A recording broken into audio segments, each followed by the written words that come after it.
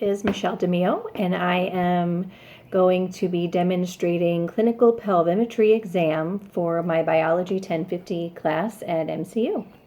And so what a clinical pelvimetry exam consists of is measuring the size, shape of the pelvic outlet.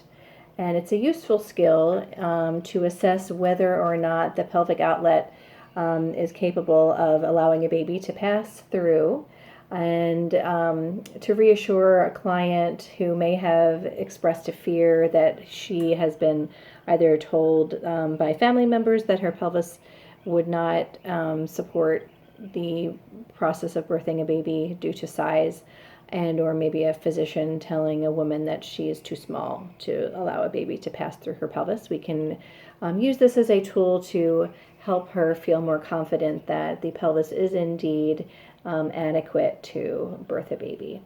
Also note that there are hormones that are produced during pregnancy that naturally soften the ligaments, such as the sacroiliac joint and the pubic symphysis, which allow the pelvis to be more mobile and to change in shape and size to support birthing a child.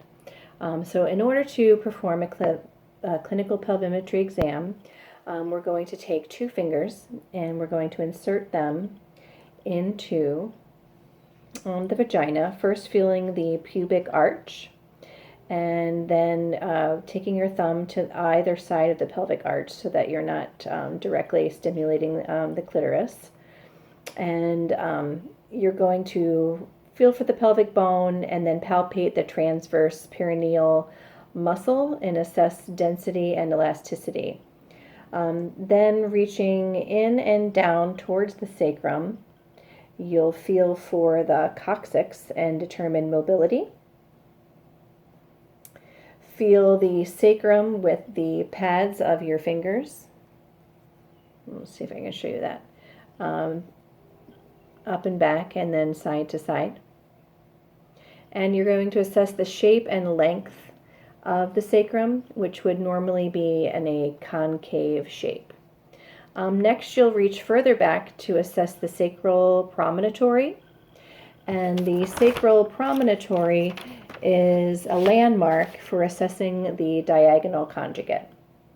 And if you cannot feel the sacral promontory, that's a good sign that you have an adequate pelvis for birthing a baby.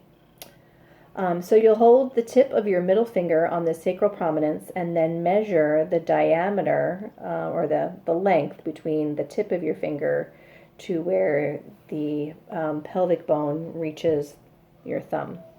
And you should generally know what your length is between the tip of your middle finger to this point right here between your thumb and your pointer finger, and for me it's 10.5 centimeters, and this pelvis is actually exactly 10.5 centimeters. Next, you'll trace the pelvic rim here, and you should only be able to go up about halfway, and you'll only do this if the baby is floating high in the pelvis. You can also try to determine the fontanelles and the suture lines of a baby's head.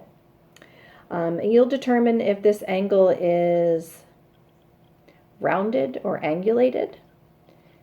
And like I said, you should only be able to go about halfway around. After that, pass your fingers downward along the pelvic brim, measuring this sidewalls, and determine if the sidewalls of the pelvis are straight, convergent, or divergent. And then you'll palpate from the brim down to the ischial spine and determine if the ischial spines are blunt, prominent, or very prominent. And so these are just prominent. I would say those are normal. Then you're going to look at the sacral sciatic notch, and that's the space here. And Feel the distance and note if it's narrow, deep, or wide and shallow. Then palpate the inner spinous diameter using 2 fingers between the ischial spines and measure if they can stretch to feel the ischial spines at the same time. And mine cannot. So that's actually a good sign, again, that the diameter of the pelvis is adequate for birthing a baby. And most people, you will not be able to feel them at the same time without doing a lot of manipulating of your hands. So then you're going to withdraw your fingers and you're going to make a fist, like so. And you're going to place them between the 2 ischial tuberosities, like so. Determining the size of the pelvic outlet. Measure your fist, like generally, to see how the distance is, and mine is 6 centimeters. So I know that if I cannot reach in between, it's at least 6 centimeters or greater if I'm not touching the ischial tuberosities when I place my fist on the perineum.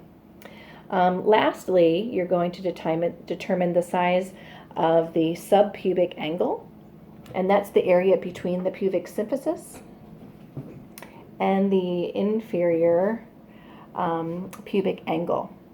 So you're going to take your thumbs to the center of the pubic symphysis and measure this angle, if you can see here,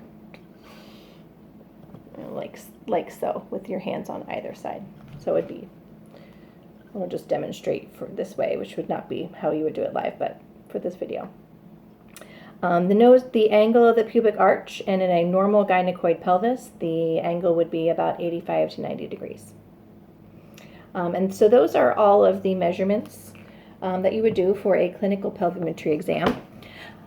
Note that the World Health Organization put out a statement in 2018 indicating that clinical pelvimetry is not recommended for normal, healthy, low-risk women as part of a routine gynecological exam in labor, and that actually could cause more harm than good based on the fact that not everyone can adequately and sufficiently proficiently perform a clinical pelvimetry exam. And that most women's pelvises are adequate to birth a baby. So we can trust that that's a fact. So thank you for the opportunity to demonstrate this, and that is the conclusion of this video. Thanks.